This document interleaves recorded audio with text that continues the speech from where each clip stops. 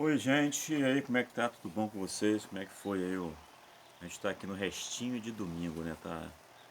Já chegando aquela tardinha já, prestes a escurecer.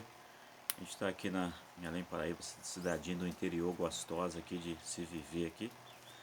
Mas vamos ao que interessa, né? Quero compartilhar um pouco da palavra de Deus, um pouco da palavra do Senhor, que é a força, né? É a força que pode nos levantar, é a força que pode nos dar ânimo, vigor aí para enfrentar as dificuldades, as lutas, é a palavra de Deus, porque Deus é fiel para com a sua palavra. E se a gente permanecer na palavra, com certeza Deus vai, né, fazer aquilo que Ele prometeu fazer, que é aquele que confia e continua na palavra dele.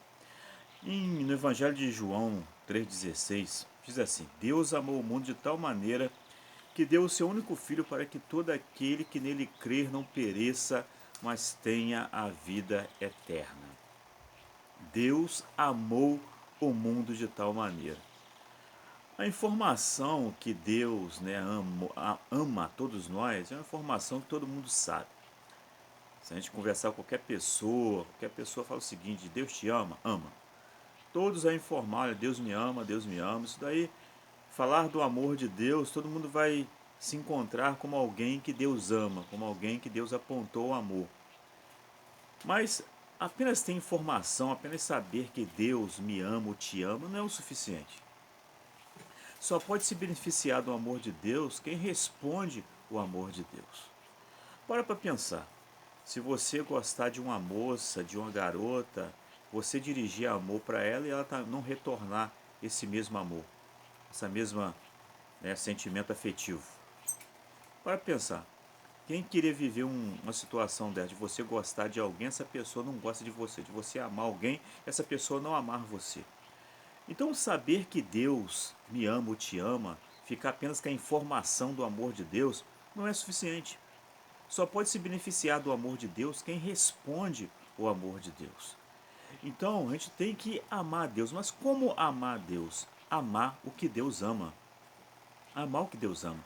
Deus ama o pecado? Não. Deus ama a falsidade? Não.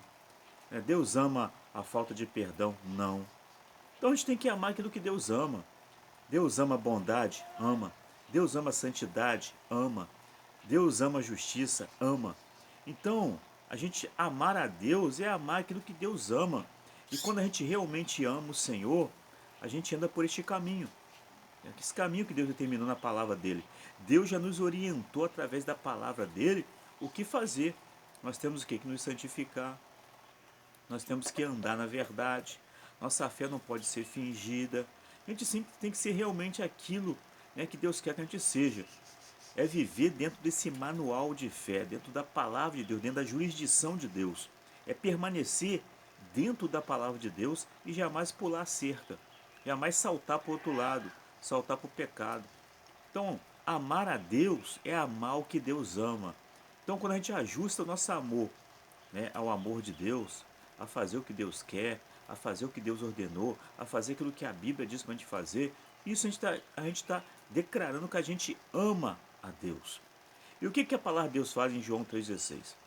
Né, Deus, ele deu o único filho dele. O que levou Deus a dar o único filho dele foi o que? O amor. Para que todo aquele que nele crê não pereça, mas tenha a vida eterna. Então, o motivo de Deus nos amar de tal maneira, de Deus nos amar de uma forma que não dá para calcular, não dá para medir o amor de Deus. Qual foi o propósito desse amor? É para que viemos o quê? A ter a vida eterna. Mas como chegar à vida eterna? É crer no Senhor Jesus. É acreditar no Senhor Jesus. E quando a gente fala acerca de fé, a nossa fé tem que ser o quê? Verdadeira. Né? Lá na carta de Tiago, Tiago escreveu aos judeus que estavam vivendo a dispensação, que creram em Jesus, que a nossa fé não pode ser morta. A nossa fé tem que ser comandada que com obras. Então, uma fé que não é morta é uma fé que tem obras. Então, aquilo que eu escuto da parte de Deus através da palavra dele, eu vivo a palavra de Deus. Eu coloco na minha vida, né? Eu vou lá e vou andando nessa palavra, vivendo nessa palavra. Isso é o quê? Eu não tenho uma fé morta. Então, o motivo do amor de Deus é fazer com que eu e você o quê? Possamos ser salvos. É fazer com que eu e você possamos ter uma vida eterna. Então, Deus tem uma vida além desta vida. Além desta vida.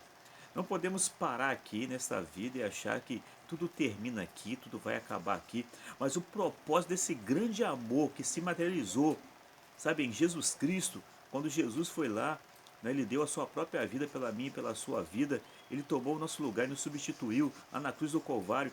A lei dizia que a gente tinha o quê? Que ser morto. A gente tinha que pagar o nosso pecado. A lei dizia que tinha que pagar. Mas Jesus foi lá e nos substituiu na cruz do Calvário e deu a vida dele por mim e por você.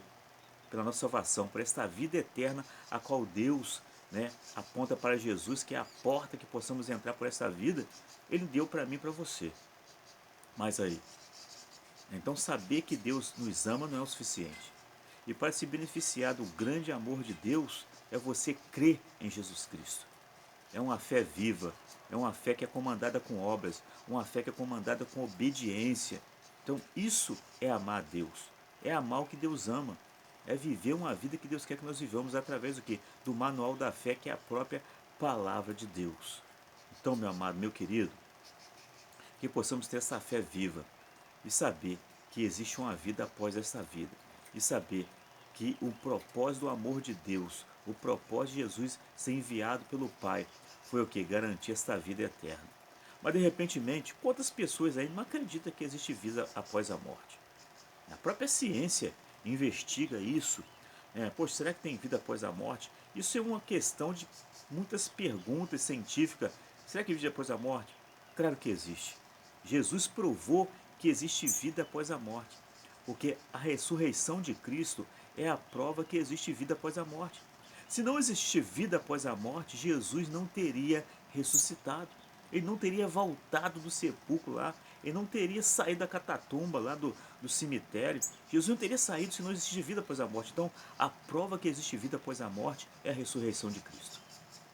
Foi por isso que Jesus ele ressuscitou, para provar para todos nós que existe uma vida após essa vida. E a ressurreição de Cristo é a prova que existe a vida após a morte. Porque se não existir vida após a morte, Jesus não teria ressuscitado. Então, o caminho para se obter esta vida, a porta para possamos chegar a esta vida é através de Cristo Jesus. Jesus é a porta. Como que eu posso passar por esta porta? É crendo nele, é tendo uma fé viva, é tendo uma fé comandada com obras, uma fé comandada com obediência. Então que você possa amar a Deus.